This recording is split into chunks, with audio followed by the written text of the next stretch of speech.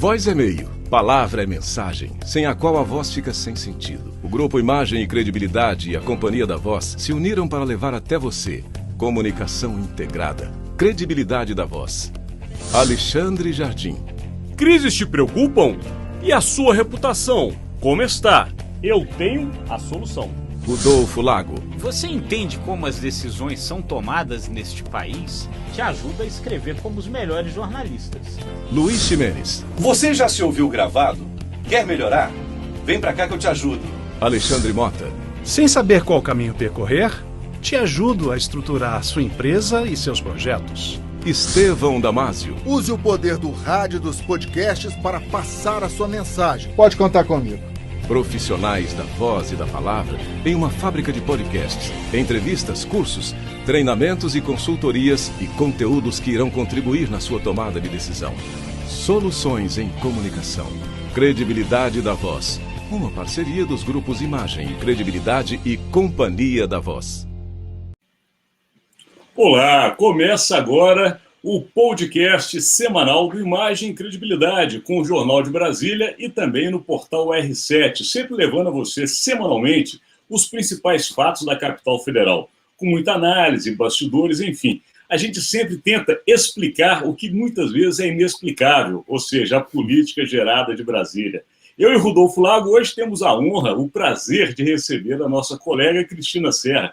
Cristina, não tem como ficar colocando o que ela faz, porque ela já fez um pouco de tudo, é uma jornalista extremamente competente em todas as áreas que atuou, mas continua com seu pezinho na redação, afinal de contas tem uma coluna no jornal Folha de São Paulo, mas mudou para uma vertente a qual eu confesso, tenho muita inveja dela, que é a questão ambiental, está se dedicando muito a esse jornalismo, que é um jornalismo de altíssimo nível. Então, Rodolfo Lago, vamos dar aqui a palavra a Cristina Serra e já mostrando para ela a que veio, porque aqui a gente vai ter que analisar a política brasiliense, tendo como pano de fundo as eleições brasileiras do próximo ano. Afinal de contas, estamos ainda em dezembro de 21, mas em Brasília só se pensa naquilo, eleição e voto.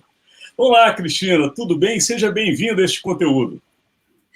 Tudo ótimo, Alexandre. Muito obrigada. Bom, Alexandre e Rodolfo, em primeiro lugar, obrigada pelo convite e obrigada, Alexandre, pelas palavras generosíssimas com que você me apresentou. Prazer estar aqui com vocês e com todas e todos que nos acompanham. Maravilha. Então vamos lá, né, Rodolfo? A gente está aí vivendo realmente um momento que, como a gente tem visto, os fatos do dia aqui em Brasília, é importante a gente ressaltar isso para os nossos seguidores e seguidoras, eles estão com foco realmente no ano que vem.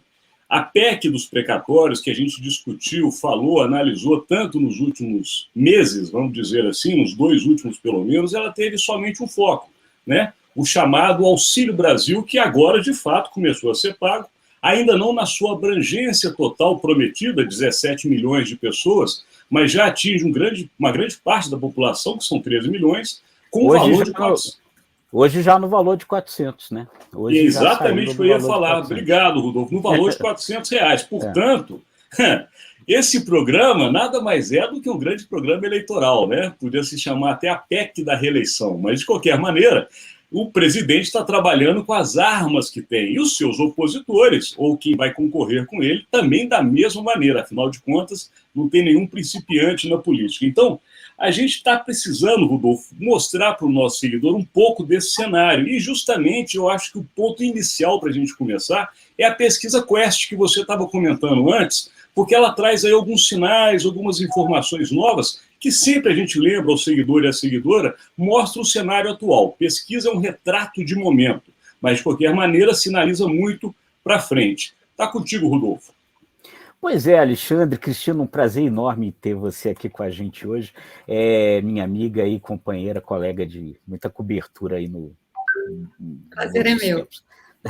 Mas, enfim, muita gente, né, Alexandre, Cristina, falou do descolamento ali do Sérgio Moro na terceira posição, né, se distanciando do Ciro Gomes e ficando mesmo nessa posição aí, mas eu acho que essa é uma leitura um pouco errada dos números dessa pesquisa, porque O Sérgio Moro, eu acho que o dado que mais me chamou a atenção nessa pesquisa, Alexandre, a gente estava comentando antes aqui de começar, são os índices de rejeição.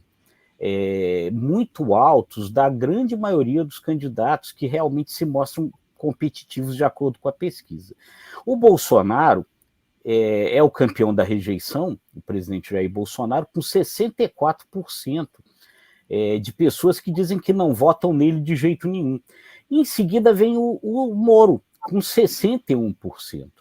O Lula, desses candidatos aí mais competitivos, ele tem a rejeição mais baixa, 43%, mas a gente também não pode considerar que seja baixa uma rejeição nesse nível, né? Então, quer dizer, o que mais me chama a atenção quando se incensa a possibilidade do Sérgio Moro vir a ser essa terceira via, é como ele pode ser a terceira via com essa rejeição, porque o Moro só vai crescer se ele tirar votos dos demais candidatos, né? E se tem mais da metade, mais de 60% das pessoas dizem que não votam nele de jeito nenhum, essa possibilidade vai se tornando muito complicada. O Bolsonaro tem uma rejeição de 64%, mas ele tem hoje um percentual que o coloca em segundo lugar, né? Então, quer dizer, é maior do que a do Moro, mas ele, em tese, não precisa tirar tantos votos para continuar mais ou menos competitivo na corrida, né? Então, eu acho que o grande ponto aí dessa coisa, o que mais me chamou a atenção, Alexandre, são esses índices de rejeição. Uma eleição que está meio que sendo escolhida não pelo melhor, né? Mas pelo menos pior na disputa nos olhos do eleitorado, né? Rodolfo, você fez uma leitura muito boa, porque de fato é o que está se mostrando. Afinal de contas, matemática é uma ciência exata e esses números não fecham em 100. Obviamente que nenhum deles é na preferência do eleitor, e o caminho está sendo por aí mesmo. Quem é o menos pior, né? A eleição do menos pior e não a eleição do melhor candidato. E aí, Cristina, o que você tem analisado dessa pesquisa e desse cenário também que a gente está conversando? Sim, eu acho que, assim, pesquisa, né, a gente tem que ler não só os números gerais, né, aqueles números macro que são importantes, mas tem que mergulhar por dentro desses números, e nessa pesquisa, realmente, eu acho que a questão da rejeição foi o grande ponto que chamou a atenção, sendo que, no caso do Lula, especificamente, ele tem um alto nível de rejeição, 43%, né, realmente não é desprezível, mas ele, ao mesmo tempo, é o candidato mais conhecido. A pesquisa mostra isso também. Teoricamente, quando você junta esses dois dados, significa o seguinte: ele chegou ao patamar, ao teto dele de rejeição, né? Então, teoricamente, ele estaria numa situação mais consolidada, né? Do ponto de vista da rejeição especificamente. Esse é um ponto que eu acho que favorece, me parece, que deixa o Lula numa posição mais confortável, digamos assim. O outro aspecto que o Rodolfo estava mencionando, do Moro, a rejeição muito próxima do Bolsonaro, eu acho que exatamente por uma característica do Moro, ou da campanha, da pré-campanha que ele está apresentando até o momento, que evidentemente pode mudar, né? Ainda tem muito tempo para mudar de estratégia e ajustar estratégias, mas a questão o Moro não conseguiu se distanciar de Bolsonaro, né? Ele é um candidato de perfil muito parecido com o Bolsonaro, ele tem pautas muito parecidas, ele tem agenda muito semelhante e identificada com o bolsonarismo, embora, evidentemente, haja nuances, né? Tanto é que ele deixou o governo. Mas ele deixou o governo, mas ele não consegue se apresentar como um candidato de oposição a este governo, né, que está no comando, que está no poder. E em eleição, me parece que, embora a gente tenha sempre uma variedade de candidatos, mas as eleições, tradicionalmente, a gente observa, né, isso não só no Brasil, acho que é uma característica no mundo todo. Chega um momento em que essas candidaturas elas vão se afunilando e, basicamente, né, numa leitura bem resumida, fica um candidato da situação é um candidato de oposição. Esse espaço do candidato de oposição está preenchido pelo Lula, pelo menos até o momento, salvo alguma grande mudança. O candidato da situação é o Bolsonaro. E o Moro é o que exatamente? Ele é um candidato de oposição a quê? Entende? Então, acho que a pesquisa capta, talvez, uma dificuldade do eleitor de perceber qual é a persona do candidato Moro, né? Então, eu acho que a gente, para encerrar, analisando esses três principais contendores, digamos assim, né, que se apresentam com um destaque maior na pesquisa, o Moro é o que precisa, né, ajustar melhor, me parece, a sua estratégia, como é que ele vai se apresentar para o eleitor. Me parece assim, que a pesquisa indica isso no primeiro momento. É muito bom que você falou, porque isso me chama também a atenção, Rodolfo, para um estudo que a gente já faz. A gente cobre eleições há tantos anos e governos também, que é justamente a cabeça do eleitor brasileiro. Ao contrário do que muita gente imagina, quando você estuda em alguns institutos de pesquisa a formação do eleitor brasileiro, ele normalmente é um eleitor de centro e conservador, por incrível que pareça, em sua maioria, tá? Não é o eleitor das grandes capitais, mas é o eleitor do Brasil como um todo, do país, que é muito maior do que os grandes centros que nós vivemos. Então, este eleitor, ele tende, sim, a buscar candidatos de centro-direita. Isso não é uma novidade, Bolsonaro não chegou ao poder por isso. E mais do que isso, o Lula também, em 2002, só chegou ao poder porque ele tirou um pouco aquela vestimenta de esquerda e trouxe o Zé Alencar, que era um senador de Minas, vocês se lembram, um homem que era da indústria, muito bem quisto no mercado financeiro e um conservador. Então, ali, ele teve uma... Ele fez exatamente esse ajuste para o centro. Para o centro, e conseguiu ser eleito. Da mesma maneira, agora, eles estão buscando mais ou menos esse eleitorado. Agora, o interessante, eu queria chamar a atenção, e a gente já falou isso algumas vezes aqui, Rodolfo, acaba que o que moverá a eleição, isso já se mostra no Brasil, da democratização desde Fernando Henrique Cardoso, é a questão da economia mesmo. O Fernando Henrique, a gente se lembra bem, eu cheguei até a trabalhar naquela campanha, o que reelegeu o Fernando Henrique Cardoso foi justamente o Plano Real, era a questão econômica. Quando o Lula veio com o Zé Alencar, era justamente uma promessa de economia. Quando a Dilma assumiu após o Lula, era uma esperança de que ela continuaria a prosperidade econômica. O Bolsonaro, ele entrou fora desse contexto. Pela primeira vez, houve um fla-flu no Brasil, uma disputa de torcidas, e as pessoas ficaram ou com um lado ou com o outro. Só que o Bolsonaro, ele teria que mostrar no decorrer do seu governo para que veio. E foram tantas brigas, tantas confusões, tantos desentendimentos, tantas falas completamente desconectas em alguns momentos, mas que para ele tem uma conexão com este eleitorado, que essa questão econômica ficou deixada de lado. E agora eu venho para vocês justamente no ponto que ele está sabendo que pode eleger, que é justamente a questão que elegeu os anteriores. Ele não está lutando tanto por esse Auxílio Brasil à toa. Ele sabe que dinheiro no bolso da população, principalmente mais carente, faz diferença. Ele está sinalizando com o empresariado. As desonerações em 17 setores passando para 2 anos, isso não é de graça. A gente sabe que em Brasília nada é feito de graça. Portanto, ele está focando no eleitorado de direita, mas ele está focando no que elegeu Fernando Henrique, Lula e Dilma, que é justamente a questão da economia. Não sei se vocês concordam com esse cenário. Não, sem dúvida, Alexandre, é perfeito do Cristina, nossos amigos, nossos seguidores, e isso é um outro dado que a pesquisa também aponta, essa pesquisa Quest que saiu essa semana. Ela mostra ali que a maior preocupação do brasileiro hoje é a economia. 41%. E se você colocar aqui em terceiro lugar, a segunda é a pandemia, com 19%, mas em terceiro lugar, se eu não me engano, com 16%, não estou me lembrando agora exatamente, mas em terceiro lugar vem as questões sociais, e as questões sociais estão, claro, diretamente relacionadas com a questão econômica. Eu acho que você tem que somar, né, questões sociais com economia, quando coloca aí o plano das preocupações das pessoas, porque quando você vai destrinchar, a pesquisa destrincha isso. Quando o cara fala de questões sociais, ele está falando de aumento da fome, aumento da miséria, Então está falando de economia também. Então você tem mais da metade das pessoas dizendo que esse é o dado que hoje mais preocupa. E muito provavelmente isso não vai mudar daqui à eleição. Me parece que o debate vai ser o debate econômico de fato.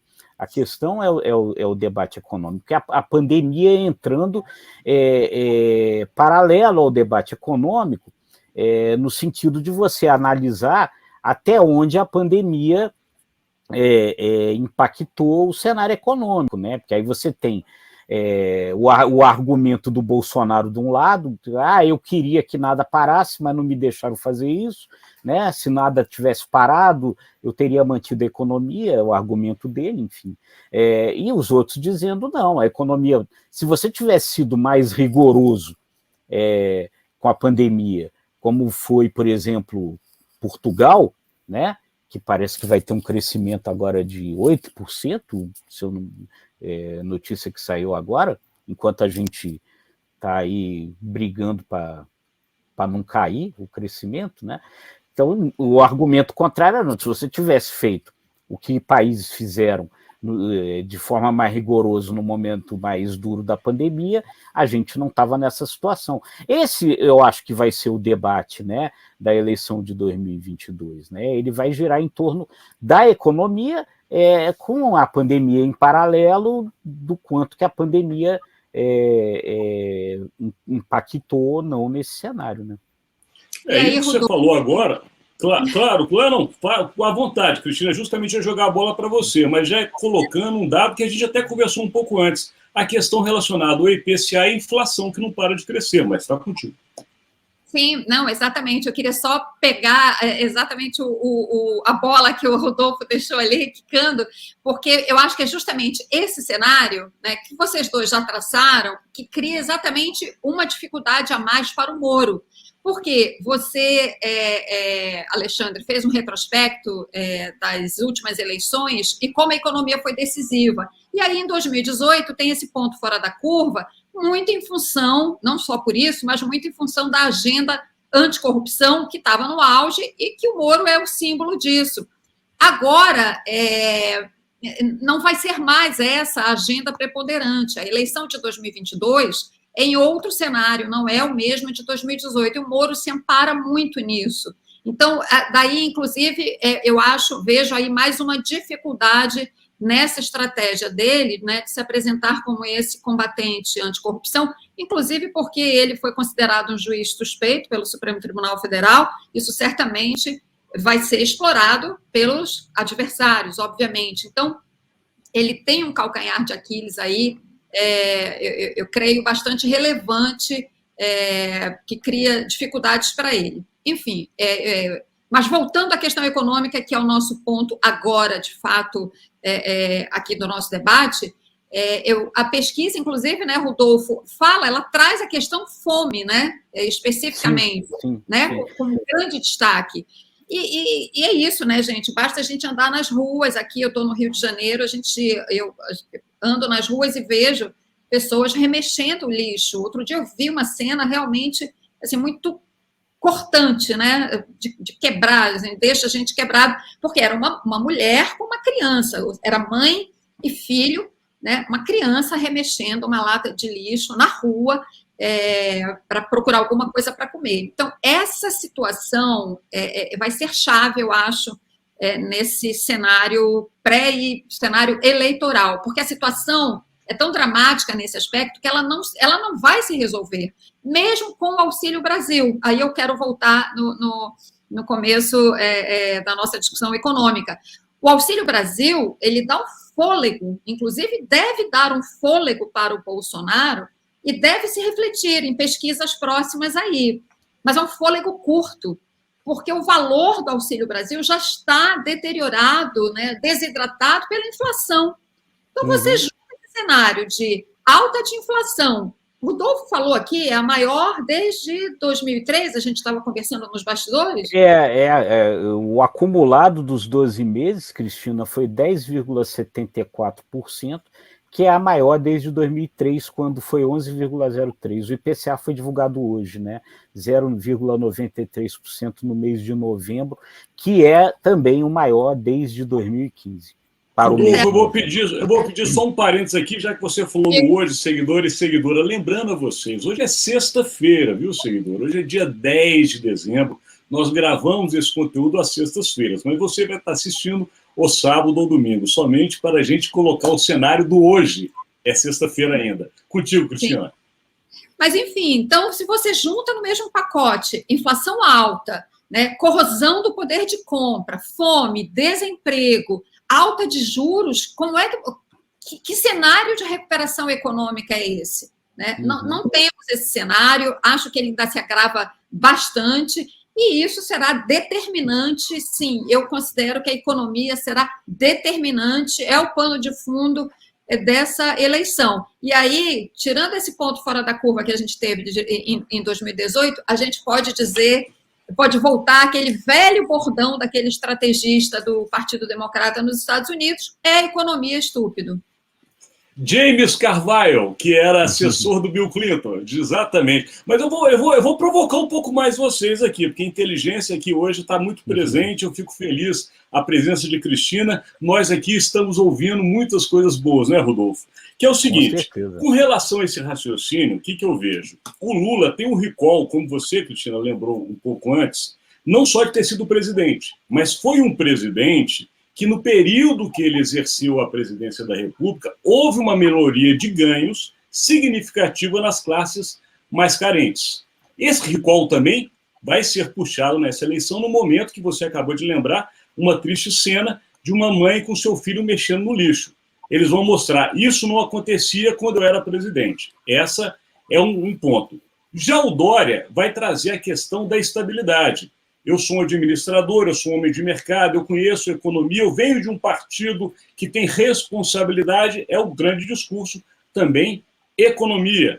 Né? Você vai para Jair Bolsonaro, que é aquele estilo Jair Bolsonaro, não precisa falar mais nada, mas é o presidente, então ele vai falar o que eu fiz. O auxílio foi eu que dei, eu que estou dando R$400, eu que estou desonerando na folha, eu que tenho condições de fazer isso, aquilo outro. E o Sérgio Moro, ele de fato entra como essa grande interrogação, porque ele até hoje não administrou nada, ele não foi político profissional. O Moro só tem uma chance de chegar à frente, como está se apresentando hoje, neste momento eleitoral, que é de uma eleição às vésperas ainda, que é justamente mostrar que ele tem, junto com ele, profissionais da política. Se ele, de fato, conseguir atrair para ele o União Brasil, que tem uma conversa bem acelerada nesse sentido, aí sim ele pode mostrar a estabilidade do mundo político, os profissionais estão com ele consegue, de alguma maneira, mostrar que ele pode ser um bom presidente. Sem isso, ele provavelmente, no início da campanha, já vai cair de terceiro para quinto. É uma visão que eu tenho, mas eu não sei se vocês pensam da mesma forma. Eu acho que assim, o único caminho possível que me parece aí para o Moro, nesse sentido, é se ele for capaz de convencer as pessoas que o que corrói esses cenários, no final das contas, é a corrupção, né? Enfim, trazer de volta um pouco esse cenário de 2018, quer dizer, no sentido de dizer, olha, o que faz com que o Brasil repetidamente viva esse tipo de crise, que as coisas não avancem, é o tanto de dinheiro público que se perde, que vai pelo ralo por causa da corrupção, né? Eu acho que essa é a possibilidade de construção. Vão lhe contratar para a campanha desse jeito, Rodolfo. Possibilidade de construção de um discurso, né?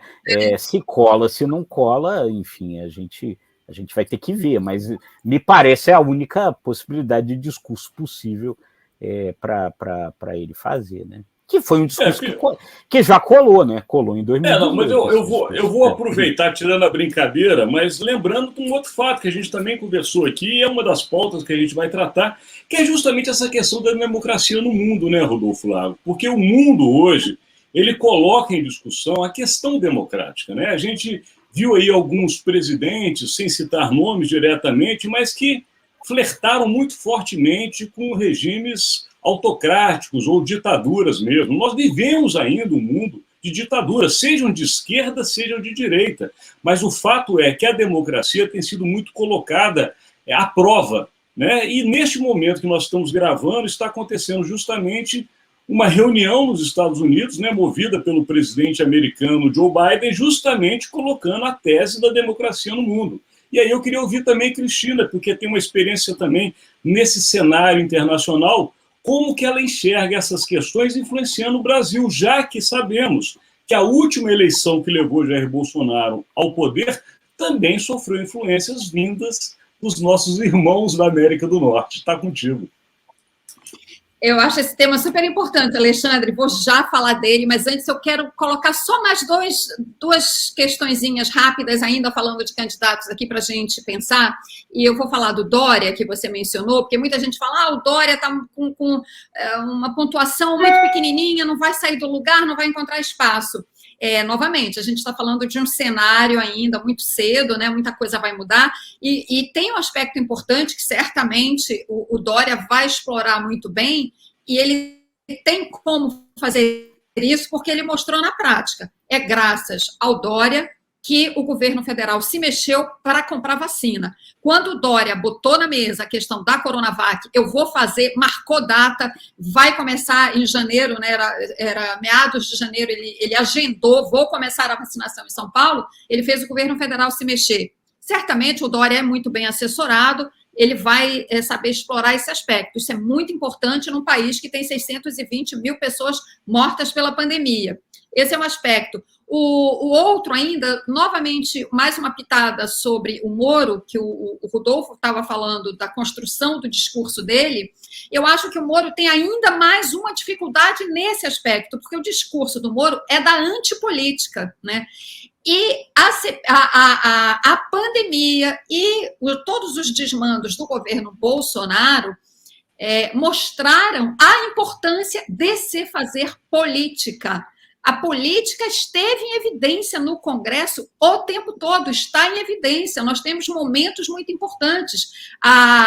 O trabalho da oposição pelo auxílio emergencial de R$600 no primeiro momento, a CPI da Covid, né? É um momento alto do parlamento brasileiro, do Congresso brasileiro, é um momento alto do Senado de grande política, do fazer política, né? Então, isso está em evidência. Eu acho que isso trouxe para as pessoas, embora isso não seja assim, né, isso não é pão, queijo, mas o eleitor, o telespectador, quem acompanhou aquelas sessões, né, capta, tem essa percepção da importância de se fazer política. Então, por isso que eu acho que esse é mais um ingrediente que traz uma dificuldade para esse discurso do Moro, da antipolítica, do justiceiro e etc. Bom, esse é um aspecto. Vamos falar da cúpula da democracia.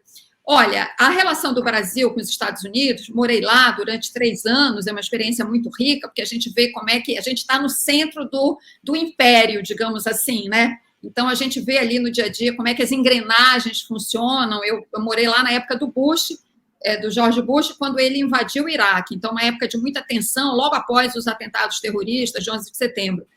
Os Estados Unidos são isso, um país guerreiro, né? Ele não é aquele imperialista clássico no sentido de que ele toma os espaços e se instala, como foi a Inglaterra, né, na era colonial, da expansão do império, o império onde o sol nunca se punha, né? Porque ela tinha territórios com representantes seus instalados, governando no planeta inteiro. Os Estados Unidos vão, invadem, tomam conta das riquezas que eles precisam, deixam uma confusão lá e se retiram, né? Foi o que aconteceu no Iraque, foi o que acabou de acontecer no Afeganistão, com aquelas cenas dramáticas das pessoas penduradas em avião, né, na roda do avião, querendo fugir daquele inferno. Então, assim, é claro que é muito positivo num cenário que a gente tem hoje no mundo, né, de democracias em risco, né, o Brasil é uma dessas situações, é positivo que isso esteja na agenda de um país como os Estados Unidos, que tem toda essa influência no mundo. Agora, os Estados Unidos precisam de um adversário, né? Eles precisam. A dinâmica de Guerra Fria, né, acabou, só que não, né? Antes era a União Soviética, agora é a China, né? E a China vai boicotar os Jogos de Inverno porque a China não respeita os direitos humanos. Ora, calma lá, Joe Biden, e a aliança com a Arábia Saudita e outras ditaduras pelo mundo? Então, eu acho que a gente não pode... esse papel que os Estados Unidos querem assumir de defensor da democracia, calma lá, entende? Eu acho que a gente... É uma relação sempre tensa, delicada para os Estados Unidos, a gente tem que ter uma relação com esse país, pela proximidade, parcerias comerciais, etc., etc., mas em matéria de democracia, os Estados Unidos não dão lição a ninguém. Eu acho que o Alexandre congelou. Vou pegando aqui, enquanto ele retorna. Você tem razão, né, Cristina? Eu acho que essas coisas todas realmente precisam ser ponderadas.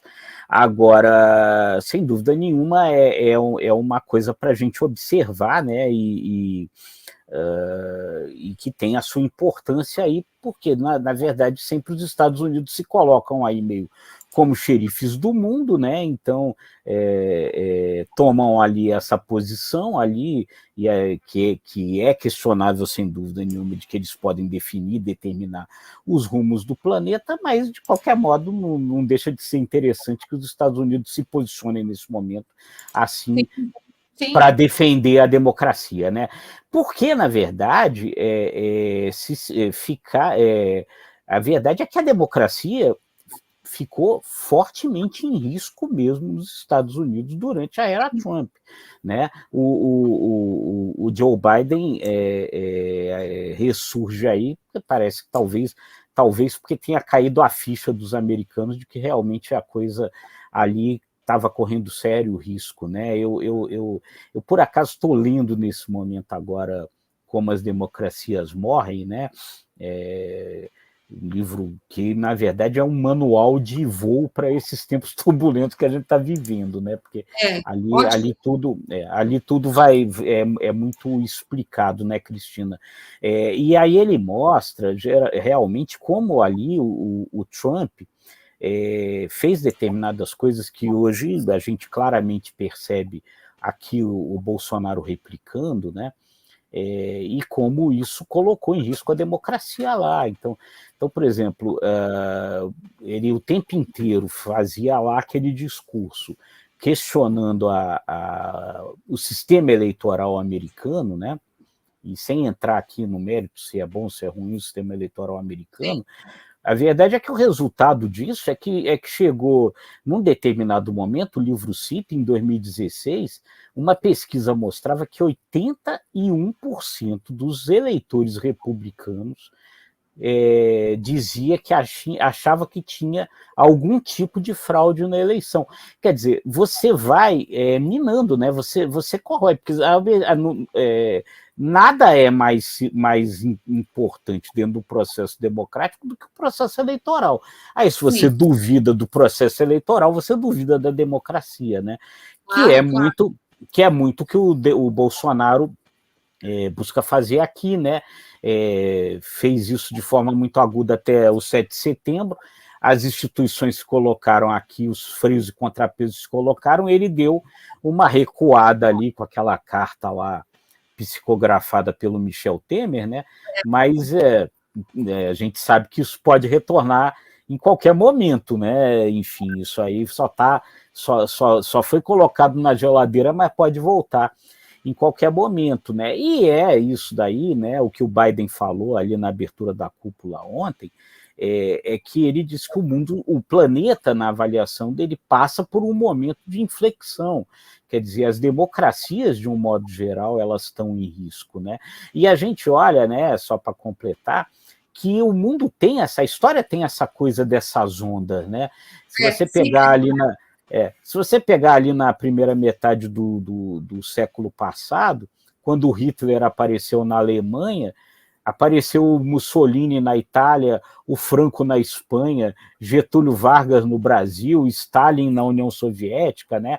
Quando a gente virou a ditadura militar, era a ditadura militar na Argentina, no Uruguai, no Paraguai, né? O mundo tem essas ondas, né? E a gente pode estar realmente nesse momento, num momento de onda autocrática que é perigosa mesmo, né? Não, eu concordo com você. Eu acho importante um país com a influência que os Estados Unidos têm colocar o tema na agenda. Eu só acho que a gente, assim, claro. meio a reboque da maneira como eles conduzem a discussão, porque eles também têm suas fragilidades que não são poucas, né? Então é só para dizer, os Estados Unidos dando lição de democracia. Não é bem assim, né? Mas, sem dúvida, eu acho que essa é a agenda, e isso, na próxima eleição, para a gente também está colocado. Eu acho que trata-se da defesa da democracia aqui no Brasil, da normalidade institucional, e eu não tenho dúvida, como você mencionou, esse Bolsonaro mais quietinho, né, depois que o Michel Temer botou uma focinheira nele, depois daqueles atos golpistas, ele já está se manifestando, dando sinais, né, de que aquele modelo hostil, agressivo, violento está pronto para entrar em cena, porque é assim que ele arregimenta essa base e consegue manter essa base que é relevante, né, em torno dele. Depois de tudo que aconteceu no país, pandemia, 620 mil mortos, ele ter ainda cerca ali de 25%, algo assim, é bastante relevante, né? Dá um impulso para ele, né, uma plataforma de lançamento para a campanha, né, que é bastante preocupante. Por isso, a agenda democrática se impõe com toda certeza. Com certeza, né? E aí eu queria até acrescentar uma coisa, voltando lá para o começo, lá para a questão que a gente estava discutindo lá da pesquisa, né? Dos riscos que a gente corre, é que a gente ainda tem esse risco, e ele é importante, eu acho, né, para a democracia. Queria também te ouvir um pouco sobre isso, que é esse risco da gente ter um presidente eleito com um número muito grande de pessoas que desconfiam dele, né? Né, que quer dizer, a gente está vivendo isso já de uns anos, né, que é essa polarização da política, né, e esse livro, Como as Democracias Morrem, uma das coisas também que ele fala é que um dos caminhos pelos quais a democracia morre é quando essa polarização se agudiza, né, e acho que a gente ainda precisa passar por isso, né? Quer dizer, um presidente eleito, não sei quem será, que terá também um número muito grande de pessoas que desconfiam dele, ou porque votaram em outros, ou porque não votaram, que é um risco grande. Porque não votaram também, em ninguém, né? Exato. Eu acho que, Rodolfo, democracia é compromisso, né? Compromisso do cidadão. E, claro, o processo eleitoral é o momento de afirmação da democracia, né? A gente vai, aqui no Brasil, de 2 em 2 anos, a gente vai às urnas, né? Porque tem as eleições para prefeito, né? Entre as presidenciais. Então, certo, esse é o momento em que a gente vai às urnas e é que a gente renova, digamos assim, o nosso compromisso com a democracia. Mas a democracia não é só isso, né? A democracia você exerce no dia a dia. E acho que falta um pouco desse compromisso, né, do cidadão com esse exercício diário, concreto, cotidiano da democracia. E eu acho que é isso que a situação que a gente está vivendo põe em evidência, né? E por isso que é muito importante, de fato, nessa próxima eleição, um comparecimento maciço às urnas e que as pessoas façam uma escolha. Com tantos candidatos, Rodolfo, porque eu acredito que no primeiro turno a gente vai ter mesmo, não digo, talvez não tantas candidaturas como já tivemos, não sei, talvez as coisas já comecem a se afunilar um pouco antes do primeiro turno. De qualquer maneira, primeiro turno você sempre tem um número maior de candidatos. Não é possível que, diante dessa oferta, o eleitor não consiga analisar e dizer: não, esse aqui é quem mais me atende, ou é o que menos contraria o que eu acredito, enfim, mas que faça uma escolha, né?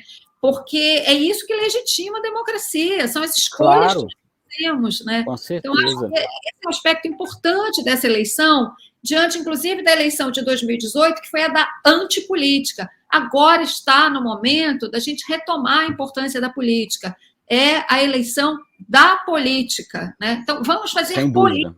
É isso. Sem dúvida, sem dúvida. O brasileiro precisa entender o poder que ele tem nesse momento, né, Cristina? Eu sempre gosto eu brinco sempre que só tem dois momentos em que eu sou absolutamente igual ao Abílio Diniz, por exemplo. Debaixo da terra e na urna de votação. E as pessoas precisam compreender essa coisa. O poder é igual nesse momento. O Alexandre está voltando. Cristina, brilhante esse cenário que você deu, porque realmente nossos seguidores e seguidoras conseguiram enxergar, através do seu comentário, da sua análise, uma vivência de quem não somente viveu nos Estados Unidos, mas como jornalista cobriu um momento extremamente importante e conhece a cabeça dos líderes americanos. E você remeter que realmente parece que quando se mora nos Estados Unidos, se está no centro do império, me remeteu à antiga Roma. É mais ou menos o que os Estados Unidos hoje é para o mundo, né? Mas vamos lá, vamos continuar, porque o reloginho não para, Rodolfo Lago, e aqui é uma angústia enorme, então vamos passar logo para as projeções da próxima semana, para justamente levar para o nosso seguidor e seguidora o que deve acontecer nesta semana que se iniciando com a nossa convidada Cristina Serra. Está contigo, Cristina. Olha, eu, na verdade, a projeção que eu faço para a próxima semana e para os próximos... Perdão. Ai. Desculpa, gente. Sem problema nenhum. A garganta fica seca, é natural. Mas, enfim, olha, a projeção que eu faço para a próxima semana, e, na verdade, daqui para frente, viu? Acho que não vai ser só na próxima semana, é o Bolsonaro retomar o discurso contra as medidas de contenção e combate à pandemia. Tem essa questão da entrada de estrangeiros no Brasil. Por que eu estou falando isso, né? Aqui eu imagino que a projeção que a gente esteja fazendo é para o cenário político, é porque isso é parte do componente político do Bolsonaro, da campanha do Bolsonaro. Eu acho que aquela figura do Bolsonaro contido já está ficando para trás, né, em função justamente, né, de todos os candidatos estarem, de alguma forma, botando seus blocos na rua, né, cada um falando para o seu público, ajustando estratégias. Eu vejo o Bolsonaro retomando aquele Bolsonaro radicalizado e, nesse sentido, para manter essa sua base coesa, essa base relevante que ele tem de apoio, ele vai voltar para aquele figurino do negacionista contra as medidas de combate ao coronavírus. Essa questão dos estrangeiros é um ponto importante, ele não ter aceito o passaporte, a cobrança do passaporte da vacina, inclusive com aqueles exageros e com aquelas mentiras, né? Mais do que exageros, mentiras, como ele falou outro dia, que a Anvisa queria que ele fechasse espaço aéreo, o que é uma mentira, isso não existe, não é nada disso, ninguém falou nisso. Então, esse Bolsonaro negacionista, acho que volta com tudo, o que é muito ruim, né, porque nós estávamos indo num caminho importante de contenção do coronavírus com a vacina, o brasileiro abraçou a vacina e a máscara, né? É muito ruim ele voltar com esse discurso agora, que facilita a vida do vírus, o contágio, quando a gente já estava assim, respirando, né, dando aquele respiro aí, um pouco de alívio em que pese essa dor e esse luto de 620 mil pessoas mortas. Mas isso é um componente político, da atuação política dele. É isso que eu vejo daqui para frente.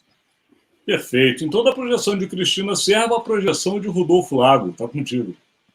Bom, não, perfeito. Cristina foi precisa aí. Eu acho que realmente a gente tende a ter um retorno desse discurso para essa militância aí mais radical do Bolsonaro. Agora, semana que vem, o Congresso entra na última semana aí, né, antes do recesso. Ele basicamente resolveu aí o que tinha para resolver, queria resolver essa semana, né, especialmente com a questão da PEC dos precatórios, e o que resta aí para a semana que vem é o orçamento, né, com uma outra ferramenta que está se mostrando muito importante aí para o governo, e, de alguma forma, como é que vai ficar a história das tais emendas de relator, menos secretas, né, depois da decisão da ministra Rosa Weber, mas que vão continuar aí, se eu não me engano, 16 bilhões de reais para distribuir para a garotada governista lá no Congresso Nacional votar as coisas do Bolsonaro. Um escândalo, né, Rodolfo? Uma vergonha isso. Um escândalo sem dúvida nenhuma. Um escândalo que bom, mal ou bem, pelo menos fica um pouco mais transparente a partir de agora, né? Embora não vá ficar transparente para o passado, né? Mas é um escândalo, né? Sem dúvida nenhuma. Eu não vou nem de projeções, porque vocês já falaram tudo e já está bem projetada a próxima semana. Eu tenho que encerrar, porque a imposição do tempo aqui fala alto, agradecendo mais uma vez a presença da nossa colega, amiga, também jornalista de extrema qualidade, que é a Cristina Serra. Uma honra. Obrigada.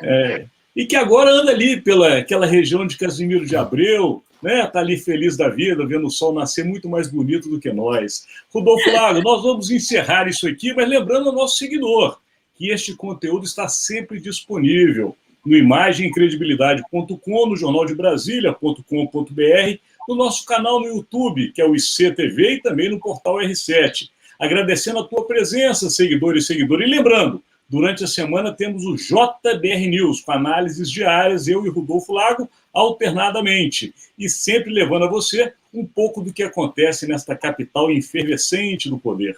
Um abraço a todos e até a próxima. Obrigado mais uma vez, Cristina. Tchau, tchau, gente. Cristina, um prazer enorme, uma boa semana para todos nós. Para todos nós.